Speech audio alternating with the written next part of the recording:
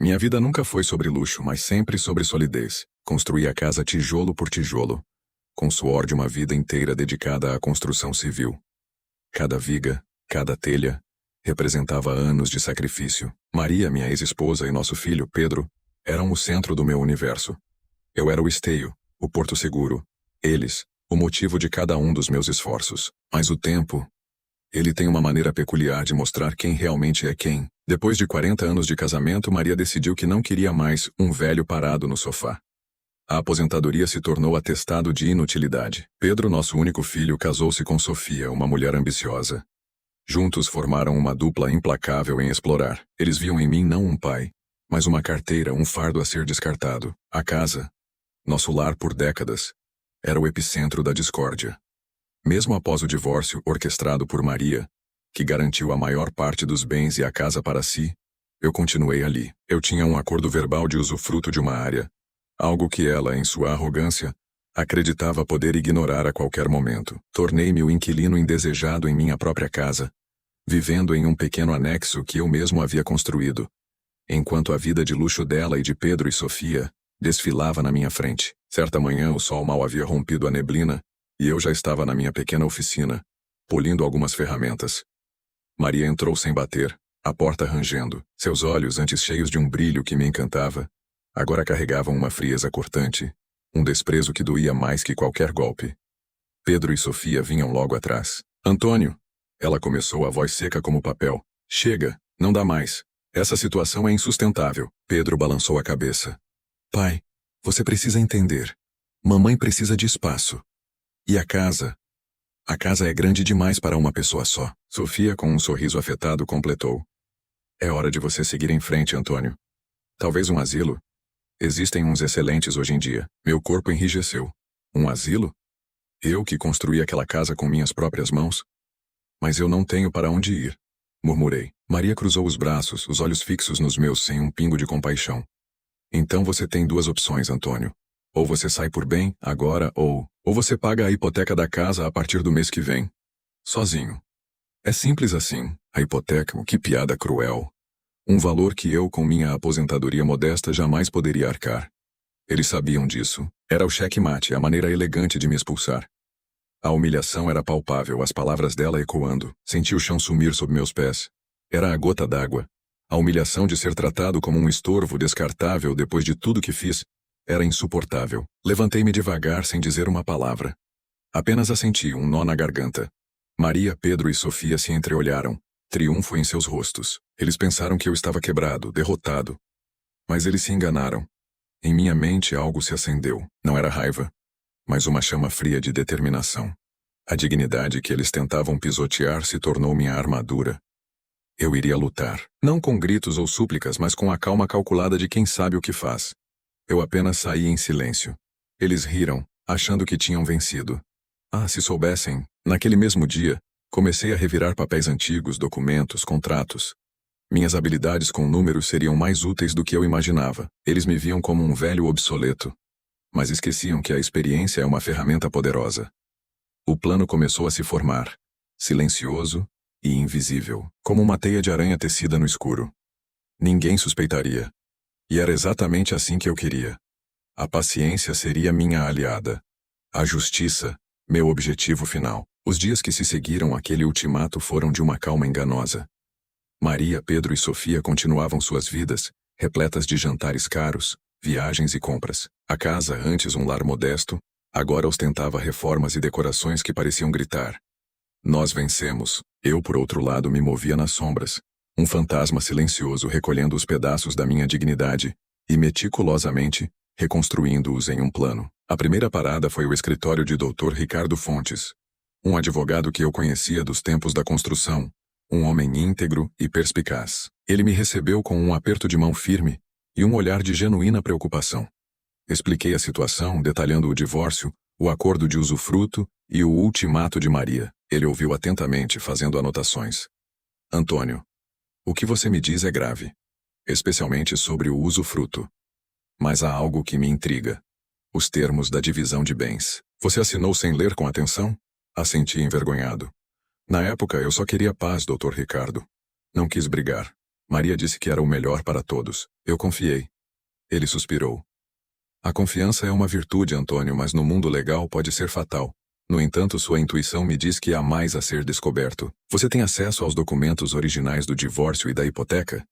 Eu tinha, guardados em uma caixa de metal enferrujada, na minha antiga oficina. Naquela tarde trouxe tudo para o escritório dele. Enquanto ele lia, seu semblante mudava de sereno para tenso, depois para um brilho de indignação. Antônio, ele começou erguendo os olhos para mim. Você assinou um documento onde abre mão de toda a sua participação na casa. Não há usufruto, não há cláusula de permanência, nada. É como se você nunca tivesse sido proprietário. Maria foi, digamos, muito esperta. Meu coração afundou. Era pior do que eu imaginava. Eu havia sido completamente enganado. Mas Dr. Ricardo não parou por aí. No entanto, ele continuou, seus olhos estreitos. Há uma irregularidade aqui que pode anular tudo. O financiamento da casa foi feito quando vocês eram casados, com ambos os nomes no contrato original. Mesmo com a divisão de bens e a transferência da propriedade para Maria, uma cláusula crucial foi omitida. Ou, o que é mais provável, ignorada intencionalmente, a cláusula de incomunicabilidade dos bens adquiridos antes do casamento, no regime de comunhão parcial. Eu o encarei confuso. O que isso significa, Dr. Ricardo? Significa, Antônio, que parte significativa do dinheiro usado na entrada e nas primeiras parcelas da hipoteca veio de bens que você possuía antes do casamento, certo? O terreno, o dinheiro da venda da sua antiga empresa de materiais de construção, tudo aquilo que você documentou minuciosamente para mim. Essa é a chave. Pela lei, se esses bens foram usados para adquirir um bem em comum durante o casamento, mesmo que depois transferido para um só cônjuge, a parcela correspondente ao seu investimento inicial, se comprovada a origem, não poderia ter sido simplesmente perdida na divisão, a menos que houvesse uma renúncia explícita e legalmente válida, o que não houve aqui. Maria agiu de má fé, omitindo essas informações ao juiz no processo de divórcio. Uma centelha de esperança, pequena mas potente, acendeu em mim. O Dr. Ricardo explicou que precisaríamos reunir provas irrefutáveis dos meus investimentos pré-nupciais na casa, e de como o dinheiro da venda da minha empresa foi canalizado diretamente para as parcelas iniciais da hipoteca. Eu tinha todos os extratos bancários antigos, contratos de compra e venda do terreno e documentos da empresa. Anos de organização meticulosa, algo que eles sempre ridicularizaram, seriam agora minha salvação. Enquanto eu e Dr. Ricardo trabalhávamos nos bastidores, Maria e Pedro intensificavam suas exigências. Eles se sentiam no controle absoluto. Pai, o carro está com problemas, preciso de dinheiro para o conserto. Antônio, a piscina precisa de manutenção, por que você não ajuda? Cada ligação, cada visita era um lembrete da sua arrogância. Eu os ouvia, com um sorriso quase imperceptível, respondendo sempre com uma calma que os irritava. Vou ver o que posso fazer, eu dizia, enquanto assinava mais um documento com o Dr. Ricardo. O ponto crucial do plano era garantir que a ação judicial fosse uma surpresa total. Dr. Ricardo sugeriu uma notificação extrajudicial discreta, seguida de uma ação de anulação da partilha de bens por vício de consentimento e má-fé. A ideia era pegar Maria de guarda baixa sem tempo para reação. Especialmente com Pedro e Sofia desfrutando da vida sem preocupações. Eles estavam tão certos de sua vitória, que jamais imaginariam que o velho ingênuo estaria tramando algo tão complexo. Os dias se arrastavam. Mas a cada evidência reunida, a cada passo legal dado, minha determinação se fortalecia.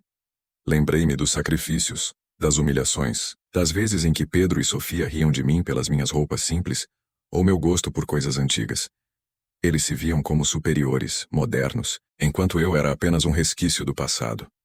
Eles não sabiam que nas profundezas da minha experiência e na simplicidade da minha vida, eu escondia a astúcia de um homem que construiu sua própria fortuna do nada. A teia estava sendo tecida, a armadilha montada, e eles estavam prestes a cair nela. O dia da verdade chegou com a mesma discrição com que o plano havia sido construído. Era uma terça-feira comum. Eu estava na minha nova, mais humilde morada, um pequeno apartamento alugado no centro, longe daquele pesadelo que se tornara a casa da minha vida. Eu observava o movimento da rua, o burburinho da cidade, e uma sensação de calma me invadia. Dr. Ricardo havia me avisado. Antônio, a notificação será entregue hoje. As coisas vão esquentar. E esquentaram. 2 dias depois do meu silêncio, o telefone tocou. Era Pedro, a voz distorcida por uma raiva incontrolável. Pai, o que você fez? Que palhaçada é essa? Um advogado apareceu na porta da mamãe dizendo que a casa está em risco. Eu sorri. Um sorriso genuíno há muito tempo guardado. Pedro, eu disse, a voz calma. Apenas colhi o que vocês plantaram. Ele gritou. Sofia pegou o telefone, suas palavras antes tão melífluas agora ásperas e cheias de fúria. Antônio, você enlouqueceu? Mamãe está em choque. Como você pôde fazer isso? Como vocês puderam me expulsar da minha própria casa? Retruquei, a voz um fio de aço. Eu só saí em silêncio como Maria me pediu. O resto minha cara é consequência dos seus atos. A notícia da notificação extrajudicial, a primeira de uma série de movimentos legais, atingiu Maria como um raio. O documento detalhava a intenção de anular a partilha de bens, citando a má-fé na ocultação da minha contribuição financeira inicial para a aquisição da casa. A cláusula de incomunicabilidade, antes um detalhe obscuro, agora se erguia como um gigante, ameaçando engolir tudo o que Maria considerava seu. O caos se instalou na vida deles. Maria, antes tão segura e altiva, estava pálida, com os olhos arregalados, o queixo caído. Eu soube por vizinhos que ela andava pela casa como uma barata tonta, discutindo furiosamente com Pedro e Sofia, que a culpavam pela falha em me ter enganado por completo. As risadas de triunfo que antes ecoavam na mansão, agora se transformavam em gritos histéricos, sussurros de desespero, e o som de objetos sendo atirados ao chão. O clímax veio no tribunal.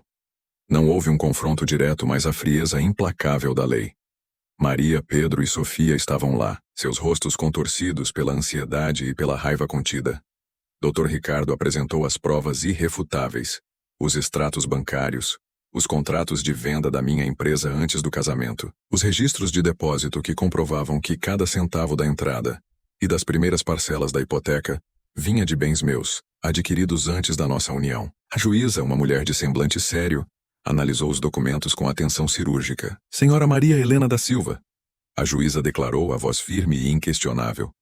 Diante das evidências apresentadas pelo advogado do requerente, ficou comprovada a omissão de informações cruciais no processo de partilha de bens. O investimento inicial do Sr. Antônio Carlos da Silva na aquisição do imóvel, oriundo de bens incomunicáveis antes do casamento, não foi devidamente considerado na partilha. Diante disso, e considerando a má-fé evidenciada, este tribunal decide pela anulação da partilha de bens referente ao imóvel e determina a sua venda imediata para a divisão equitativa do valor apurado, com prioridade de ressarcimento do valor original investido pelo requerente, corrigido monetariamente. Adicionalmente, em função da exploração e do dano moral comprovados, a senhora Maria Helena e o senhor Pedro da Silva serão responsáveis por indenizar o senhor Antônio Carlos da Silva em uma quantia significativa. O silêncio na sala foi esmagador.